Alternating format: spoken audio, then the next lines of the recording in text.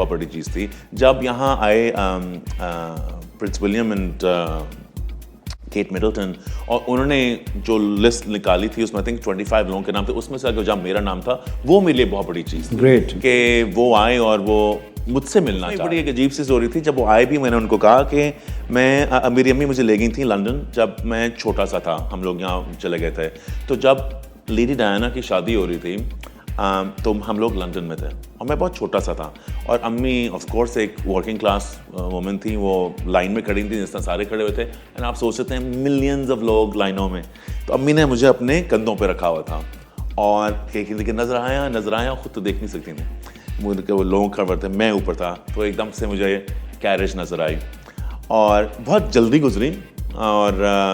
इतने लोग थे मगर मुझे वो कैरेज बचपन की याद है कि उसके अंदर एक प्रिंसेस थी जो हमें पता था प्रिंसेस है, शायद मेरे दिमाग में भी था, मगर ऐसी सेंस ऑफ हाई प्रिस्टीन मुझे कभी ज़िंदगी में याद नहीं थी, और मुझे बहुत अच्छा लगा कि there's a princess of dreams and a prince and princess who are going to get married and how beautiful is this, वो मुझे याद रहा। उस वक़्त तक मैं जब वापस घर आया, मैं कागज़ के टुकड़े और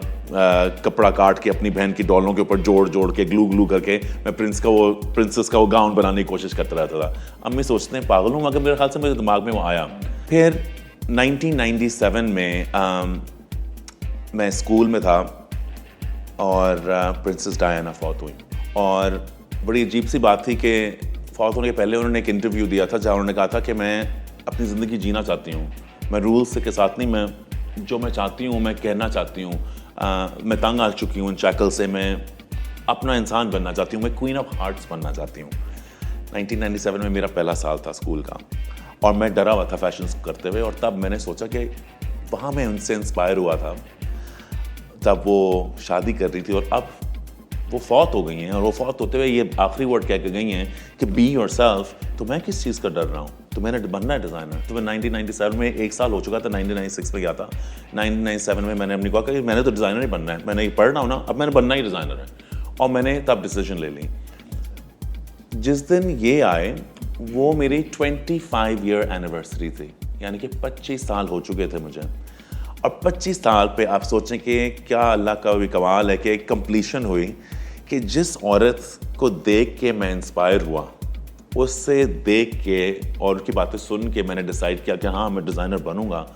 आज 25 साल बाद उसी का बेटा और बेटी मेरे आगे खड़े हैं मेरे काम को अप्रिशिएट करने के लिए। वंडरफुल। ये एक कमाल सी फीलिंग मेरी स्किन पे, मैं खड़ा हुआ था, मुझे यकीन नहीं आ रहा था जब वो मेरे पास आ रहे थे, और मुझे पता था मुझे बात करने आ रहे हैं, मुझे पहले बता चुके थे, मगर मैं, और वो कह रहे थे कि आपने बस हेलो कहना है। मैं अपने आप मैंने उन्हें नहीं रोक सका, मैंने कहा कि आई एम सॉरी जी, मैं आई नो कि मैंने सिर्फ हेलो कहना था, मगर आज ये स्टोरी है, आज आपकी वालदा को मैंने देखा था और आप वहाँ जाके मुझे अप्रिशिएट कर रहे हैं, मुझे यकीन नहीं आ रहा। तो